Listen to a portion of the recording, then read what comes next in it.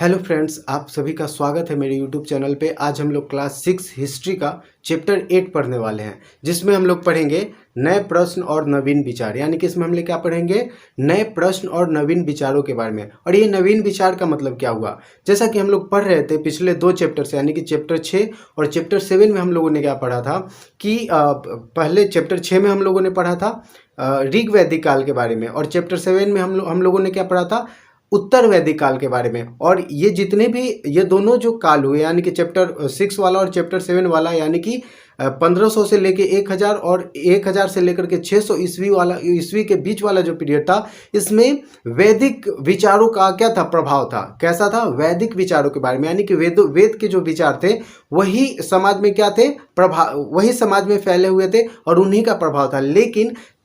लेकिन 600 ईस्वी आते आते, यानी कि लगभग 600 ईसा पूर्व आते आते, ये जो विचार है ना, इनमें कुछ परिवर्तन हुए। क्या हुए, कुछ चेंजेस हुए और कुछ नए नए विचार सामने आए, समाज के सामने आए। जैसे कि उत्तर वैदिक काल में जो सामाजिक व्यवस्था थी, जो क्या होती जा रही थी, जटिल होती जा रही थी। जो पूजा पाठ है, विधि विधान है, वो क्या होते जा रहा था, जटिल होते जा रहा था, यानी कि सामान्य लोगों के पहुंच से बाहर होते जा रहा था। तो उन्हीं सब चीज़ों के, यानी कि समाज में कुछ बुराइयां फैल गई थी, उन बुराइयों को दूर करने के लिए कुछ नए नए विचारक हैं, कुछ नए नए सिद्धांतों के प्रतिपादक हैं, यानी कि सिद्धांत देने वाले आए, नए नए विचार बताने वाले आए। उन्हीं में से कुछ लोग थे जिनका नाम क्या था, गौतम बुद्ध, और दूसरे का नाम क्या था, भगवान महावीर क्या हुए, फेमस हुए।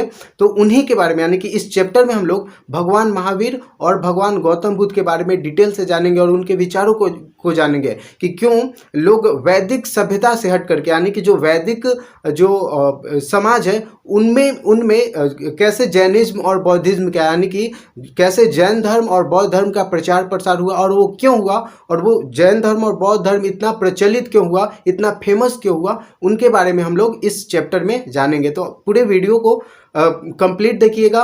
और अभी तक चैनल पे न्यू है तो प्लीज़ चैनल को सब्सक्राइब कीजिए और वीडियो को लाइक कीजिए और अपने फ्रेंड्स के साथ शेयर भी कीजिए, तब जा करके क्या होगा, बहुत ही अच्छा रहेगा। तो आइए शुरुआत करते हैं। तो हमें क्या पढ़ना है कि एक घटना है कि एक छोटी सी बच्ची है जिसका क्या नाम है, पल्लवी। क्या नाम है इसका, पल्लवी। और पल्लवी की जो नानी है ना, वो प्रत्येक रविवार सुबह सुबह कहाँ जाती है, स्नान करके आश्रम जाती है। एक छोटी सी बच्ची है जिसका क्या नाम है, पल्लवी। और पल्लवी की नानी क्या करती है कि हर एक रविवार को आश्रम जाती है। और एक दिन पल्लवी ने भी अपनी नानी के साथ चलने के लिए बोला। क्या बोला कि हम भी चलेंगे आश्रम में। तो वो अपनी नानी के साथ कहाँ पे पहुँचती है, आश्रम में। और एक साधु बाबा कथा सुना रहे थे। तो वहाँ पे आश्रम में क्या हो रहा था कि एक साधु बाबा थे जो क्या कर रहे थे, कथा सुना रहे थे। और वो जो कथा सुना रहे थे ना, तो उसमें कुछ वर्ड्स आ रहा था, जैसे आत्मा, परमात्मा, ब्रह्म, यानी कि ये कुछ वर्ड्स आ रहे थे जो पल्लवी को समझ में नहीं आ रहा था।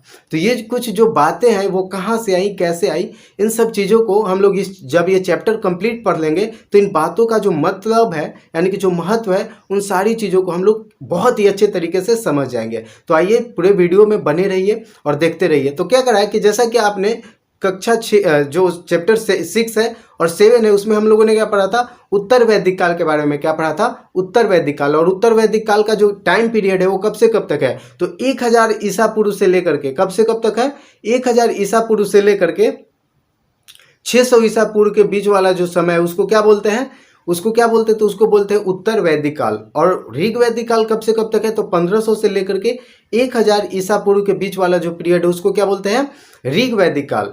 और 1000 से 600 वाला उत्तर वैदिक काल। तो क्या करा है कि हम लोगों ने जाना था कि उत्तर वैदिक काल आते आते, यानी कि लगभग 600 ईसा पूर्व आते आते क्या हो गया था कि लोहे का जो प्रचलन है वो है ना, वो काफ़ी बढ़ गया था। लोहे का प्रचलन मतलब लोहे, एक नए धातु की खोज हुई, यानी कि लोगों को एक नए धातु लोहे के बारे में पता चला। और लोहे का जब वो लोग औजार और हथियार बनाने लगे तो इससे क्या होगा कि समाज में बहुत बड़ा परिवर्तन आया, कृषि में सुधार हुआ। तो इससे क्या हुआ कि कृषि क्षेत्रों का विस्तार हुआ और कृषि उत्पादन में वृद्धि हुई। लौह उपकरणों के बढ़ते प्रयोगों ने समूची अर्थव्यवस्था को प्रभावित किया, यानी कि जितना ज़्यादा से ज़्यादा लोहे के औजार और हथियार बनते चले गए, उतने ज़्यादा क्या हुआ कि कृषि क्षेत्र में क्या होते गया, विस्तार होते गया। और जिस साम्राज्य के पास लोहे की प्रचुर मात्रा थी वो साम्राज्य क्या होते गया, विस्तृत होते गया, यानी कि अपना जो साम्राज्य है वो बढ़ाते चला गया। ये कुछ बदलाव हुए। अब इससे क्या हुआ कि इसी के आधार पर समाज में अलग अलग व्यवसाय, यानी कि अब जब कृषि क्षेत्र में क्या होने लगा, वृद्धि होने लगा, तो क्या हुआ कि इसी के आधार पे समाज में अलग अलग व्यवसाय हो, यानी कि जो व्यापार है, व्यवसाय है, जो कार्य है, उनमें बदलाव हुआ। साथ ही साथ व्यापार, वाणिज्य व सिक्कों का प्रचलन तथा नगरों का उदय हुआ। यानी कि इसी से, यानी कि जैसे जैसे कृषि क्षेत्र में विस्तार हुआ, समाज साम्राज्य जो है वो विस्तार होते चला गया, तो इससे क्या हुआ कि नए नए व्यवसायों का उत्पन्न, नए नए व्यवसाय सामने आए, व्यापार सामने आए, और साथ ही साथ वाणिज्य और सिक्कों का क्या हुआ, प्रचलन बढ़ा। आगे देखते हैं तो क्या करें कि उत्तर वैदिक काल से हम लोग जानते हैं कि उत्तर वैदिक काल से क्या हुआ कि वर्ण व्यवस्था और भी जटिल होती जा रही थी। यानी कि हम लोगों ने देखा था कि पहले जो वर्ण व्यवस्था क्या था कि जिसमें पूरे समाज के जितने भी लोग हैं उनको 4 वर्णों में क्या कर दिया गया था, डिवाइड कर दिया गया था। पहला जो वर्ण था वो क्या था, ब्राह्मण। पहला जो वर्ण था वो क्या था, ब्राह्मण का। दूसरा था क्षत्रिय, तीसरा वैश्य और चौथा शूद्र। यानी कि जो समाज के जितने भी लोग थे उन सभी को कितने वर्णों में बांट दिया गया था, 4 वर्ण में। कौन कौन, ब्राह्मण, वैश्य, ब्राह्मण, क्षत्रिय, वैश्य और शूद्र, ये 4 वर्णों में विभाजित था। ठीक है। अब इससे क्या हुआ कि अब पहले क्या था कि जो व्यक्ति जैसा काम करता था वो उस वर्ण का कहलाता था। यानी कि अगर कोई पूजा पाठ या फिर विधि विधान या फिर कोई पढ़ाई लिखाई वाला कार्य करवा रहा है तो किस में आता था, ब्राह्मण में माना जाता था। जो राज करता था, यानी कि जो जिसकी जो शासन व्यवस्था चलाने का काम करता था वो क्षत्रिय में आता था, और जो व्यापार करता था वो क्या कहलाता था, वैश्य कहलाता था। और जो अब ये जो मजदूरी का कार्य करता था वो सब क्या कहलाता था, शूद्र कहलाता था। तो ये 4 वर्णों में क्या किया गया था, समाज को विभाजित कर दिया गया था। तो पहले क्या था कि जो व्यक्ति जैसा कार्य करेगा वो उस वर्ण का कहलाता था। लेकिन उत्तर वैदिक काल आते आते, यानी कि उत्तर वैदिक काल आते आते क्या हुआ कि जो समाज है ना वो और जटिल होते चला गया। यानी कि अब क्या बोल दिया गया कि जो व्यक्ति जिस वर्ण में जन्म लेगा वही वो व्यक्ति उसी वर्ण का कहलाएगा। यानी कि पहले था कर्म के आधार पे, जो व्यक्ति जैसा कार्य करेगा वो उस वर्ण का कहलाएगा। लेकिन इसमें क्या हुआ कि जो व्यक्ति जिस वर्ण में जन्म लेगा वही उस जिस वर्ण में जन्म लेगा वही उस वर्ण का कहलाएगा। यानी कि अब आप कोई भी कार्य कर लीजिए, लेकिन आपका जन्म जिस वर्ण में हुआ है आप उसी वर्ण का कहलाइएगा। तो ये जो प्रोसेस है, यानी कि ये जो बदलाव हुआ वो कब आया, तो उत्तर वैदिक काल में आया। कब आया, उत्तर वैदिक काल में। और उत्तर वैदिक काल कब से कब तक है, तो 1000 ईसा पूर्व से लेकर के 600 ईसा पूर्व के बीच वाला जो पीरियड है वो क्या कहलाता है, उत्तर वैदिक काल। तो ये बदलाव हुआ। साथ ही साथ और क्या हुआ कि अब ये जो 4 वर्ण था तो इनमें सबसे जो शक्तिशाली वर्ण कौन था जिसका प्रभाव पूरे समाज पे था, तो वो थे ब्राह्मण और क्षत्रिय। यानी कि ये जो 2 वर्ण था, कौन कौन, ब्राह्मण और क्षत्रिय वाला जो वर्ण था वो क्या था, समाज में सबसे ज्यादा प्रभावशाली था। साथ ही साथ और इसमें क्या बदलाव हुए, इसमें यह हुआ कि इसमें ब्राह्मणों की स्थिति सबसे अच्छी थी। यानी कि जो ये जो क्या बोलते हैं कि ये जो 4 वर्ण में डिवाइड था समाज, उसमें सबसे ज्यादा जो स्थिति सबसे अच्छी थी वो किसकी थी, तो ब्राह्मणों की थी। किसकी थी, सबसे ज्यादा जो स्थिति अच्छी थी वो किसकी थी, ब्राह्मणों की। क्षत्रिय सुविधा प्राप्त वर्ण होने के बावजूद ब्राह्मणों से क्या थे, नीचे थे। फ्रेंड्स, तो अगर चारों वर्णों की बात करें तो इसमें जो सबसे स्थिति अच्छी थी वो किसकी थी, ब्राह्मणों की थी। ठीक है ना। उसके बाद क्षत्रिय जो थे ना वो सुविधा प्राप्त वर्ण होने के बावजूद ब्राह्मणों से नीचे थे। यानी कि अगर सुविधा और धन की बात करें तो उनमें सबसे ज़्यादा जो धनवान और सुविधा युक्त जो वर्ण था वो कौन था, क्षत्रिय। लेकिन वो भी किससे नीचे थे, ब्राह्मणों से नीचे थे। वैश्यों के साथ भी यही बात थी। ये आर्थिक क्षेत्र में प्रगति के चलते हुए काफ़ी धनवान एवं खुशहाल हो गए थे। यानी कि जो वैश्य थे वो आर्थिक क्षेत्र में क्या हो गया था, विस्तार हो गया था। यानी कि व्यवसाय उनका बहुत ज़्यादा बढ़ा। जैसे जैसे कृषि का विकास हुआ वैसे वैसे वैश्यों का भी जो व्यवसाय है, व्यापार है, वो बहुत ज़्यादा फला फूला, जिससे वो क्या हो गए, धनवान हो गए। लेकिन वो भी क्या थे, ब्राह्मणों और क्षत्रियों से नीचे थे। यानी कि सामाजिक अगर वर्ण व्यवस्था में देखें तो सबसे ऊपर था ब्राह्मण, उससे नीचे क्षत्रिय, उससे नीचे वैश्य। तो ये जो क्षत्रिय और वैश्य थे वो क्या थे, ब्राह्मणों से नीचे थे। अब क्या है कि कुछ व्यापारियों के पास तो शासकों से भी अधिक धन था। यानी कि जो कुछ वैश्य ऐसे थे जिनके पास धन इतना था कि वो शासकों से भी ज्यादा उनके पास क्या था, धन था। परंतु वर्ण व्यवस्था के कारण उनका स्थान तीसरा ही था। यानी कि कितना भी धन हो जाए लेकिन आप वर्ण व्यवस्था में क्या है, तीसरे नंबर पे हैं। शूद्रों के हालात तो सबसे दयनीय थी। यानी कि जो शूद्र थे, जो 4 वर्ण थे, उनमें सबसे जो दयनीय स्थिति थी, दयनीय का मतलब क्या हुआ कि जो सबसे खराब स्थिति थी वो किसकी थी, शूद्रों की थी। अतः समाज का प्रत्येक वर्ग ब्राह्मणों को छोड़कर क्या चाहता था, परिवर्तन चाहता था। यानी कि समाज का प्रत्येक वर्ग, जो कौन हो गए, क्षत्रिय हो गए, वैश्य हो गए और शूद्र हो गए, ये सभी क्या चाहते थे, परिवर्तन चाहते थे। वो भी चाहते थे हमें बराबर का हक मिले, जिससे उन्हें भी क्या हो सके कि जिससे उन्हें भी समाज में समाज में समान अधिकार प्राप्त हो सके, जैसे कि ब्राह्मणों को था। इसके अलावा समाज में जाति प्रथा, दिखावा एवं कर्मकांड क्या हो गए थे, आदि बढ़ गए थे। यानी कि दिखावा, जाति व्यवस्था और कर्मकांड बहुत ज्यादा बढ़ गया था। बड़े और खर्चीले यज्ञों में पशु की बलि दी जा रही थी। यानी कि जब यज्ञ होता था तो बहुत ज्यादा यज्ञ क्या होता था, भव्य होता था, खर्चीला होता था, और उसमें बहुत बड़ी मात्रा में पशुओं की क्या दी जाती थी, बलि। बलि देने का मतलब क्या, कि पशुओं को काटा जाता था। फलतः बड़ी संख्या में पशुओं का क्या हो रहा था, सफाया हो रहा था। ऐसी स्थिति में जनसाधारण लोगों के लिए धर्म का पालन करना क्या हो गया था, कठिन हो गया था। यानी कि अगर बात करें तो उत्तर वैदिक काल आते आते जो हमारा समाज है उसमें क्या हो गया था, बहुत ज्यादा कुरीतियां आ गई थी। यानी कि अगर बात करें तो यज्ञ बहुत खर्चीले हो गए थे, उसमें पशुओं की बलि दी जा रही थी, जिससे क्या हो गया कि जो सर्वसाधारण जो आदमी था उनके लिए धर्म का पालन करना क्या हो गया था, कठिन हो गया था। लोग ऐसी धार्मिक व्यवस्था चाहते थे जिसमें सबके लिए स्थान हो। यानी कि जो समाज के जो तीनों वर्ण थे, यानी कि क्षत्रिय हो गए, वैश्य हो गए और शूद्र हो गए, और भी जितने भी लोग थे, वो सभी लोग ऐसे चाहते थे कि कोई ऐसा धर्म हो जिसमें सभी के लिए बराबर का अधिकार हो। ऐसे धर्म की वो लोग खोज में थे। इससे अब क्या करें कि ऐसी ही परिस्थिति में 600 ईसा पूर्व में उपनिषदों का क्या हुआ, संकलन हुआ। यानी कि 600, यानी कि जो उपनिषद हैं उनका संकलन कब हुआ, तो लगभग 600 ईसा पूर्व में होता है। और उपनिषद उत्तर वैदिक ग्रंथों के हिस्सा थे। यानी कि उपनिषद को उत्तर वैदिक ग्रंथों का हिस्सा क्यों बोला गया, क्योंकि ये जो उपनिषद है ना, इनका जो संकलन है, यानी कि इनकी जो रचना है वो कब की गई थी, तो 600 ईसा पूर्व में की गई थी। इसलिए इसको क्या बोला जाता है, उत्तर वैदिक ग्रंथ का हिस्सा बोला जाता है। अब क्या करें कि उपनिषद का मतलब क्या होता है, उपनिषद का मतलब होता है गुरु के समीप बैठना। उपनिषद का मतलब क्या होता है, गुरु के समीप बैठना। उपनिषदों में कठिन विषयों जैसे कि आत्मा, परमात्मा, ब्रह्म आदि पर चर्चाएं मिलती है। यानी कि अगर उपनिषद की बात करें तो उपनिषद में किस चीज की चर्चा होती है, तो उपनिषद में बात होती है आत्मा की, परमात्मा की, ब्रह्म की बात होती है। और साथ ही साथ प्रायः ये चर्चाएं सामान्य वार्तालाप के रूप में मिलती है। यानी कि ऐसा नहीं बताया जाता है कि ब्रह्म क्या है, आत्मा क्या है, इनसे रिलेटेड कुछ चर्चाएं मिलती है। किसमें, उपनिषद में। यानी कि उपनिषद में क्या मिलती है कि ब्रह्म से रिलेटेड, यानी कि कोई व्यक्तियों के बीच में चर्चा की जाती है इस विषय के ऊपर उपनिषद में। जैसे क्या हो गया कि पिता पुत्र के बीच वार्तालाप है, तो उसमें चल रहा है कि ये आत्मा से रिलेटेड, परमात्मा से रिलेटेड, ब्रह्म से रिलेटेड पिता और पुत्र के बीच में संवाद हो रहा है, या फिर पति और पत्नी के बीच में संवाद हो रहा है, ब्राह्मण और क्षत्रिय के बीच में संवाद हो रहा है, गुरु शिष्य एवं जनसाधारण के बीच वार्तालाप को एक क्या किया गया, संकलित किया गया है। किसमें, उपनिषदों में। इन वार्तालापों में ज्यादातर पुरुष भाग लेते थे। यानी कि जो उपनिषद में वार्तालाप लिखे गए हैं, संकलित है, उनमें ज्यादातर कौन लोग सम्मिलित हैं, तो पुरुष। और कभी कभी गार्गी जैसी स्त्री विचारकों का भी उल्लेख मिलता है। गार्गी कौन थी, एक विदुषी थी, यानी कि एक विद्वान थी। और विद्वान का जो स्त्रीलिंग होता है वो क्या होता है, विदुषी। तो क्या हुआ कि जो गार्गी थी वो क्या थी, एक बहुत बड़ी विदुषी थी। गार्गी राज दरबारों में होने वाले वाद विवादों में हमेशा भाग लिया करती थी। यानी कि जो गार्गी थी वो राज दरबार में जो भी वाद विवाद होता था, चर्चाएं होती थी, डिस्कशन होते थे, उनके ऊपर जो उन डिस्कशन में कौन भाग लेती थी, गार्गी। अब क्या करें कि बच्चों, आप लोगों ने नचिकेता का नाम सुना होगा, आप जरूर सुने होंगे नचिकेता का नाम। जैसा कि क्लास 5 में ही है शायद नचिकेता का ये कहानी है, तो उससे भी आप पढ़े होंगे। तो आइए फिर से पढ़ लेते हैं। तो नचिकेता कौन थे, तो क्या करें कि नचिकेता आप ही की तरह एक बालक था। नचिकेता कौन था, आप ही की तरह, जैसे आप क्लास 6 में पढ़ रहे, जितने अभी बड़े हैं उसी तरीके के क्या था, एक बालक था जिसका क्या नाम था, नचिकेता।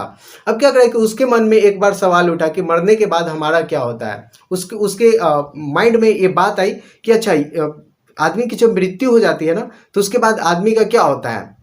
तो उसने जब ये उसे पता चला कि यमराज ही मृत्यु के देवता है। उसे क्या पता चला कि जो मृत्यु होता है तो उसके देवता कौन है, प्राण लेने वाले कौन है, तो यमराज है। तो अतः उन्हीं से यह सवाल करना चाहिए। नचिकेता क्या सोचा कि जब यमराज ही प्राण लेते हैं किसी का, तो क्यों ना उन्हीं से सवाल किया जाए कि मरने के बाद क्या होता है।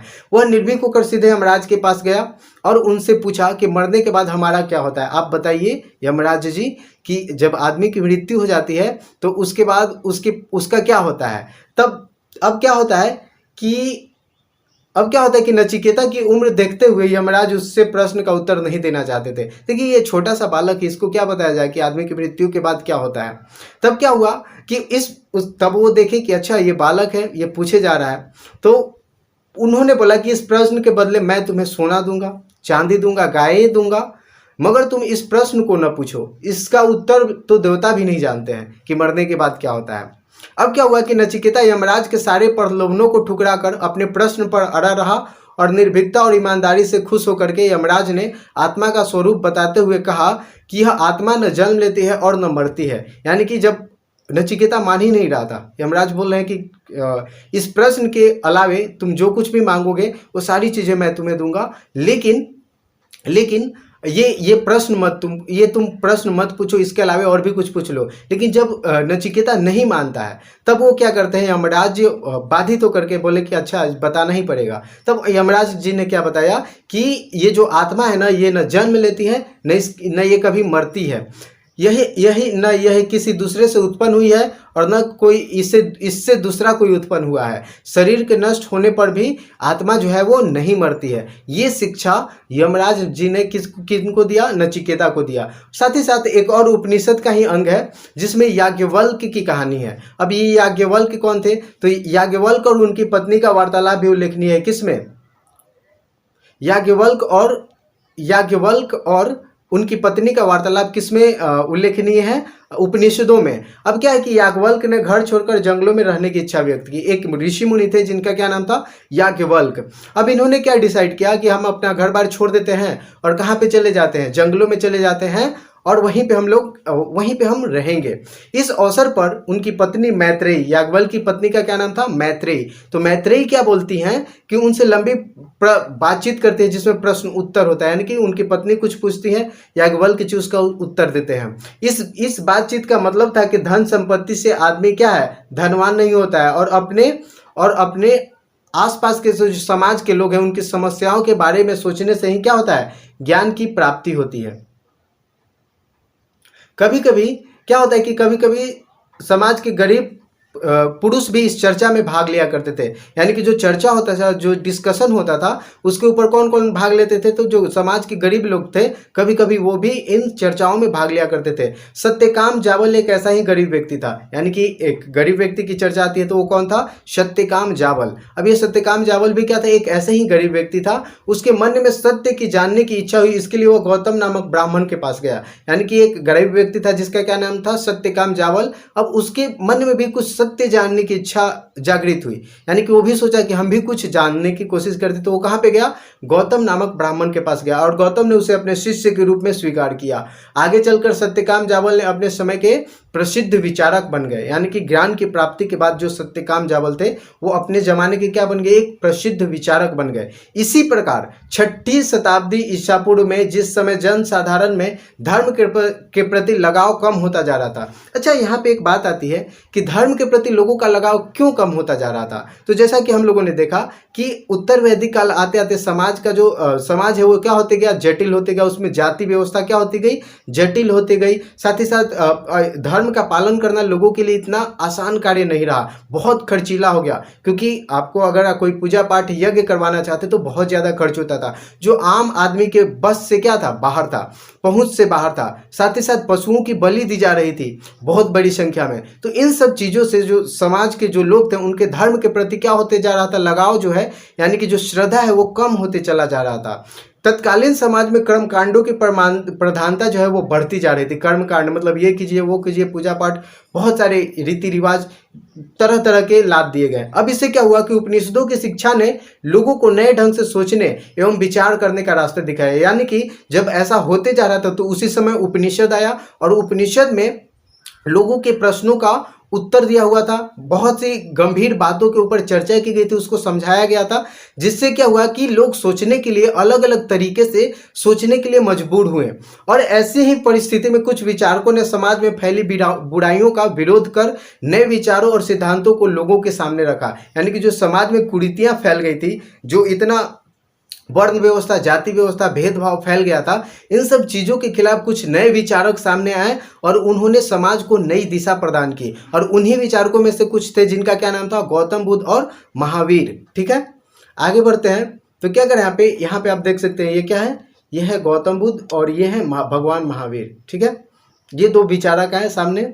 और साथ ही साथ अब बात करें बुद्ध की, ठीक है ना, तो हम लोग जो भगवान बुद्ध की चर्चा है पूरे भगवान बुद्ध के बारे में अच्छे तरीके से डिस्कशन जो है वो हम लोग नेक्स्ट वीडियो में करने वाले हैं। ठीक है, तो मिलते हैं नेक्स्ट वीडियो में, तब तक के लिए धन्यवाद। और ये वीडियो कैसा लगा प्लीज़ वीडियो के कमेंट बॉक्स में ज़रूर बताइएगा। तो मिलते हैं नेक्स्ट वीडियो में, तब तक के लिए धन्यवाद। Take care.